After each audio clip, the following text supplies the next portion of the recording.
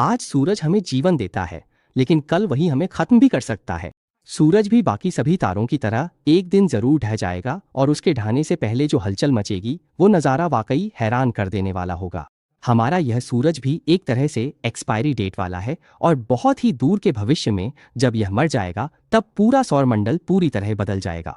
करीब 5 अरब साल बाद सूरज के केंद्र का हाइड्रे की सबसे बाहरी पतली परतों को छूता हुआ निकलेगा और वहां का वायुमंडल कई हजार डिग्री गर्म होता है। बुध की वह पत्थरों से भरी सतह उबलने लगेगी, चट्टानें लावा बन जाएंगी और लावा भाप में बदल जाएगा। सूर्य के प्लाज्मा प्रवाह के प्रभाव में बुध का पदार्थ एक विशाल पूंछ का रूप ले लेगा, जैसे कि वह वाष्पीकृत चट्टानों से बनी कोई धूमकेतु हो। सूरज जिसने कभी उसे रोशनी दी थी उसमें हमेशा के लिए समा जाने से पहले बुध थोड़ी देर उसके चारों ओर घूमेगा। ज्यादा समय नहीं बीतेगा कि अब बारी शुक्र की आ जाएगी। शुक्र का वह बेहद घना वायुमंडल जो उसकी सबसे खास पहचान है सबसे पहले गायब हो जाएगा। उसका यह घना वायुमंडल बेरहमी से छीन लिया जाएगा। मोटी और चमकीली गैस की एक विशाल परत जबरदस्ती इस ग्रह से अलग कर दी जाएगी। करोड़ों वर्षों के बाद उसकी चट्टानों से भरी सतह पहली बार पूरी तरह से उजागर हो जाएगी और वह आग की तरह लाल दिखेगी। इस समय से उसका हाल भी बुध जैसा ही होगा। उसका कोर धीरे धीरे खत्म हो जाएगा और अंत में वह भी वाष्पित हो जाएगा। इन दोनों ग्रहों का पदार्थ ऐसे ही गायब नहीं हो जाता, बल्कि उसे फिर से इस्तेमाल किया जाता है और वह सूर्य की विभिन्न परतों में दोबारा मिल जाता है। यह अंत एक ओर तो काव्यात्मक है, लेकिन दूसरी ओर डरावना भी लगता है। ऐसा लगता है जैसे ग्रह फिर से अपनी जननी तारे का हिस्सा बन गए हों। तो हमारा पृथ्वी का क्या होगा? पृथ्वी का भाग्य क्या होगा? अगर हमारी पृथ्वी के अंत की बात करें तो वह और भी जटिल है और दिल को और ज्यादा बेचैन कर देने वाला है, क्योंकि सूर्य के लाल दानव बनने और हमें निगलने से बहुत पहले ही पृथ्वी इंसानों के रहने लायक नहीं रह जाएगी। ये उलटी गिनती 50 अरब साल नहीं बल्कि सिर्फ 1 अरब साल है। सूर्य के सच में पृथ्वी से टकराने से पहले ही उसकी लगातार बढ़ती चमक एक बेकाबू ग्रीनहाउस प्रभाव को जन्म देगी, जिससे तापमान तेजी से बढ़ेगा। इतना बढ़ेगा कि हमारी विशाल महासागर जो जीवन की जननी है पूरी तरह उबल उठेंगे और फिर भाप बनकर अंतरिक्ष में उड़ जाएंगे। इसी के साथ सूर्य से आती लगातार तेज होती सौर हवा हमारी वायुमंडल को भी उड़ा ले जाएगी और आखिर में पृथ्वी एक सूखी, शांत और बिना हवा की बड़ी सी चट्टान बनकर रह जाएगी। केवल अरबों साल बाद जब फैलता हुआ सूर्य अपनी सतह को हमारी पृथ्वी की कक्षा तक फैला देगा, तब शायद वह हमें निगल भी सकता है और हमारे इस संसार के अस्तित्व की आखिरी निशानी तक मिटा सकता है। निगल लो ताकि हमारे इस संसार के अस्तित्व का आखिरी निशान भी मिट जाए। यह एक महत्वपूर्ण बिंदु है। पृथ्वी पर जीवन के अस्तित्व की यह खिड़की इसके पूरी तरह नष्ट होने से बहुत पहले ही समाप्त हो जाएगी। अगर मंगल को सीधे सीधे निगला नहीं गया तो भी सूर्य की बढ़ती विकिरण के कारण उसकी पहले से ही पतली वायुमंडल उड़ जाएगी और वह रहने लायक होने के मुकाबले और भी कम अनुकूल हो जाएगा। सूर्य की विकिरण अचानक तेज हो जाने से गैसीय दानव ग्रहों जैसे बृहस्पति, शनि, अरुण और वरुण पर भी बड़ा असर पड़ेगा। इन ग्रहों का विशाल वायुमंडल जो मुख्य रूप से हाइड्रोजन और हीलियम से बना है, तापमान बढ़ने के कारण काफी फैल सकता है। जैसे ही यह वायुमंडल फैलता है, इन ग्रहों की पूरी बनावट, बादलों की शक्ल, यहाँ तक कि उनके आंतरिक बदलाव भी बदल सकते हैं। जब सूर्य विनाश मचाने लगता है तो वह एक अप्रत्याशित जगह पर नए अवसर भी लेकर आता है। खगोल शास्त्री अक्सर जिस रहने योग्य क्षेत्र की बात करते हैं वह कक्षा है जहां ग्रह की सतह पर तरल पानी मौजूद हो सकता है। इस समय पृथ्वी ठीक उस रहने योग्य क्षेत्र के बीच में है, लेकिन जब सूर्य लाल दानव बन जाएगा तो उसकी गर्मी इस क्षेत्र को बाहर की ओर धकेल देगी, जिससे यह एक बिल्कुल नया, बड़ा और गहरा क्षेत्र बन जाएगा। यह क्षेत्र बृहस्पति और शनि की कक्षाओं को भी अपने भीतर समेट लेगा। उस समय सौरमंडल के भीतर तो आग की लपटें होंगी, लेकिन पहले जो बाहरी क्षेत्र ठंडे और बर्फीले थे वे अब गर्म होने लगेंगे। बृहस्पति और शनि के वे ठंडे ठंडे उपग्रह जिन्हें हम अभी बहुत प्रतिकूल मानते हैं, तब नए जीवन के जन्म के लिए सबसे संभावित स्थान बन जाएंगे। जैसे बृहस्पति के उपग्रह यूरोपा और गैनीमीड सभी मानते हैं कि उनकी बर्फीली सतह के नीचे महासागर हैं। वे नए सूर्य की गर्मी महसूस कर पाएंगे, जिससे बर्फ की परत पिघल सकती है और महासागर का क्षेत्रफल बढ़ सकता है। क्या पता तरल पानी सतह पर भी आ जाए। शनि का बड़ा उपग्रह टाइटन भी चौंकाने वाले बदलाव देख सकता है। उसकी सतह पर मौजूद मीथेन और ईथेन की झीलें वाष्पित हो जाएंगी और उनकी जगह तरल पानी ले लेगा। इस तरह इस मोटे वायुमंडल वाले ग्रह पर एक बिल्कुल नया जल चक्र बन सकता है। टाइटन, जो पहले से ही अपने आंतरिक महासागर के कारण गीजर जैसी गतिविधियों के लिए जाना जाता है, उस समय और भी अधिक सक्रिय हो सकता है। यहाँ तक कि कुइपर बेल्ट में स्थित प्लूटो जैसे दूरस्थ बर्फीले पिंडों पर भी वायुमंडल और सतह में स्पष्ट बदलाव आ सकते हैं। शायद थोड़े समय के लिए तरल अवस्था दिखाई दे या वायुमंडल की घनता बढ़ जाए। ये ग्रह नए रहने योग्य क्षेत्र बन जाएंगे और पानी से भरे दुनिया के द्वीपों का एक समूह बनेंगे। क्या पता हम यूरोपा के समुद्र तट पर या टाइटन के सुनहरे आकाश के नीचे फिर से सभ्यता का निर्माण कर सकें। ये स्थान शरण लेने के लिए होंगे, एक तरह से दूसरी बार मौका मिलना जैसा होगा। हालांकि इन प्रलयकालीन नखलों की उम्र सीमित ही होगी। जैसा कि आगे के वीडियो में बताया जाएगा, इन पर हमारी सभ्यता को फिर से खड़ा करना संभव नहीं होगा। वीडियो के इस हिस्से तक आते आते शायद बहुत लोग पूछना चाहेंगे कि हमारे इस तारे के अंदर आखिर चल क्या रहा है। यह कैसे उस भयानक विनाशकारी दैत्य में बदल गया।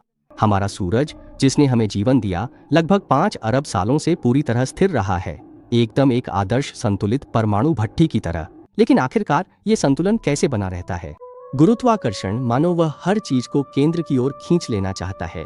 दूसरी ओर उसके केंद्र में उतनी ही शक्तिशाली एक विपरीत बल भी है।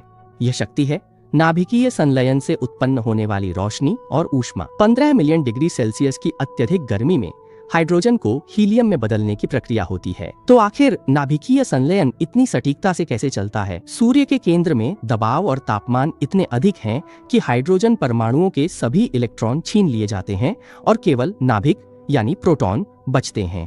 प्रोटॉन प्रोटॉन श्रृंखला के माध्यम से यह एक 3 चरणों वाली प्रक्रिया है। ऐसे 4 प्रोटॉन एक साथ मिलकर एक नया एकल परमाणु नाभिक बनाते हैं, जिसे हीलियम 4 नाभिक कहा जाता है। अगर हम नाभिकीय संलयन की प्रक्रिया के पहले और बाद में प्रतिक्रिया में शामिल पदार्थों का वजन कर सकें, तो पाएंगे कि बने हुए हीलियम नाभिक का द्रव्यमान उन 4 प्रोटॉनों की तुलना में थोड़ा सा कम होता है। तो ये जो थोड़ी सी कमी हुई है, वह द्रव्यमान आखिर गई कहां? असल में वह गायब नहीं हुई, बल्कि सीधे ऊर्जा में बदल गई है। भौतिकी के उस बेहद प्रसिद्ध समीकरण के अनुसार आइंस्टीन ने बहुत पहले ही यह खोज लिया था कि द्रव्यमान और ऊर्जा एक ही चीज के 2 पहलू हैं और द्रव्यमान को विशाल मात्रा में ऊर्जा में बदला जा सकता है। और इसका उल्टा भी सही है। थोड़े से द्रव्यमान से निकली ऊर्जा ही वह है जो सूर्य को लाखों डिग्री सेल्सियस तक गर्म कर देती है। यह ऊर्जा बाहर की ओर धक्का देती है और गुरुत्वाकर्षण के साथ संतुलन बनाती है। सूर्य हर सेकंड 6 करोड़ टन हाइड्रोजन को हीलियम में बदल देता है और जो 4 लाख टन द्रव्यमान कम होता है, वह पूरी तरह से शुद्ध ऊर्जा में बदल जाता है। इस ऊर्जा के कई रूप होते हैं, जैसे विद्युत चुंबकीय विकिरण, प्रकाश, ऊष्मा और रहस्यमय न्यूट्रिनो जैसी कणिकाएं। ये सब मिलकर सौरमंडल की देखभाल करते हैं, जिससे पृथ्वी पर जीवन संभव हो पाता है। गुरुत्वाकर्षण और दबाव लगातार एक दूसरे से जूझते रहते हैं। अरबों सालों तक ये दोनों शक्तियां हमेशा पूरी तरह संतुलित रहीं। इसी सूक्ष्म संतुलन की बदौलत हमें एक स्थिर और पूर्वानुमानित सूर्य मिला है। लेकिन यह अच्छा समय हमेशा नहीं चलेगा। लगभग 5 अरब साल बाद सूर्य को जीवन मरण का संकट झेलना पड़ेगा, क्योंकि उसके केंद्र का हाइड्रोजन ईंधन खत्म होने वाला है। जब परमाणु संलयन से बाहर की ओर धक्का देने वाली शक्ति नहीं रहेगी, तो गुरुत्वाकर्षण हावी हो जाएगा। इस समय हीलियम से भरा कोर अपने आप अंदर सिकुड़ने लगता है, बहुत सघन हो जाता है और उसका तापमान 1 करोड़ डिग्री सेल्सियस से ऊपर पहुंच जाता है। यह तापमान कोर के चारों ओर मौजूद हाइड्रोजन की परत में परमाणु संलयन जला सकता है और यह नया इंजन पहले से ज्यादा शक्तिशाली होता है। यह अतिरिक्त ऊर्जा सूर्य की बाहरी परतों को बाहर की ओर धकेल देगी, जिससे सूर्य एक बड़े गुब्बारे की तरह फूल जाएगा। पहले वह उपविशालकाय तारा बनेगा, फिर लाल विशालकाय तारे में बदल जाएगा। उसका आकार बहुत बड़ा हो जाएगा, लगभग अभी के 100 गुना तक। यह विस्तार शुक्र ग्रह की कक्षा तक पहुंच सकता है और इसकी चमक अभी की तुलना में सैकड़ों गुना अधिक हो जाएगी। हालांकि क्योंकि ऊर्जा अब कहीं अधिक बड़े सतह क्षेत्र में फैल जाती है, इसकी सतह का तापमान कम हो जाएगा और यह देखने में एकदम रक्त लाल दिखाई देगा। लेकिन सूर्य की कहानी यहीं खत्म नहीं होती। लाल विशालकाय तारे के केंद्र में जब हीलियम कोर पर्याप्त गर्म हो जाता है, तो अचानक उसके अंदर एक थर्मोन्यूक्लियर विस्फोट होता है, जिसे हीलियम फ्लैश कहते हैं, और हीलियम का संलयन शुरू होकर वह कार्बन और ऑक्सीजन में बदलने लगता है। हीलियम को कार्बन और ऑक्सीजन में संलयन करने के बाद एक छोटी सी स्थिर अवधि के बाद सूर्य का कार्बन और ऑक्सीजन कोर बुझ जाएगा। यह 6 करोड़ डिग्री सेल्सियस तक नहीं पहुंच सकता, जो कार्बन के संलयन के लिए आवश्यक है। केवल वे तारे जिनका द्रव्यमान सूर्य से 8 गुना अधिक है, इस तापमान तक पहुंचने का मौका रखते हैं। गुरुत्वाकर्षण इसे जोर से संकुचित करता है, लेकिन इस समय इलेक्ट्रॉन एक प्रकार की अपविकसित अवस्था में प्रवेश कर जाते हैं। वे इतने कसकर दब जाते हैं कि एक कठोर संरचना बना लेते हैं। यह अपविकसित अवस्था में मौजूद कोर संकुचित होने पर अब और गर्म नहीं होता, जिससे गैस के सामान्य व्यवहार का पैटर्न टूट जाता है। लेकिन यह संकुचन कोर के चारों ओर की 2 परतों में नाभिकीय पदार्थ को प्रज्वलित कर देता है। एक परत हीलियम की है, दूसरी हाइड्रोजन की, और इससे निकलने वाली ऊर्जा बेहद जबरदस्त होती है। सूर्य एक बार फिर फैल जाएगा, इसका आकार अब के मुकाबले 200 गुना हो जाएगा और इसकी चमक भी कई हजार गुना बढ़ जाएगी। यही वह अंतिम चरण है जिसे प्रगतिशील दानव तारा कहा जाता है, जिसमें सूर्य की विनाशकारी शक्ति अपने चरम पर पहुंच जाती है। आखिरकार सारा ईंधन खत्म हो जाता है। मृत्यु के संघर्ष में सूर्य अत्यंत अस्थिर हो जाता है, जोर जोर से धड़कता है और अपनी बाहरी परतों को एक साथ अंतरिक्ष में फेंक देता है। यही उसकी अंतिम कोशिश है। फेंकी गई गैस और धूल ब्रह्मांड की सबसे सुंदर संरचनाओं में से एक ग्रहाकार निहारिका का निर्माण करती है। ये दृश्य उत्सव लगभग 10,000 वर्षों तक चमक सकता है और इसके केंद्र में हमारे इस तारे का अवशेष बचा रहेगा, एक श्वेत बौना तारा। यह अवशेष आकार में लगभग पृथ्वी जितना है, लेकिन इसमें सूर्य की मूल द्रव्यमान का लगभग 60% हिस्सा है, जो अब ऊर्जा उत्पन्न नहीं करता। यह ब्रह्मांड में एक ऊष्मा स्रोत है जिसकी तापमान बेहद अधिक है और आने वाले कई खरब वर्षों में यह धीरे धीरे ठंडा होता जाएगा। अंत में एक ठंडी और काली कार्बन ऑक्सीजन हीरे में बदल जाएगा। क्योंकि इसका द्रव्यमान 40% से अधिक कम हो गया है, इसकी गुरुत्वाकर्षण शक्ति भी कमजोर हो गई है।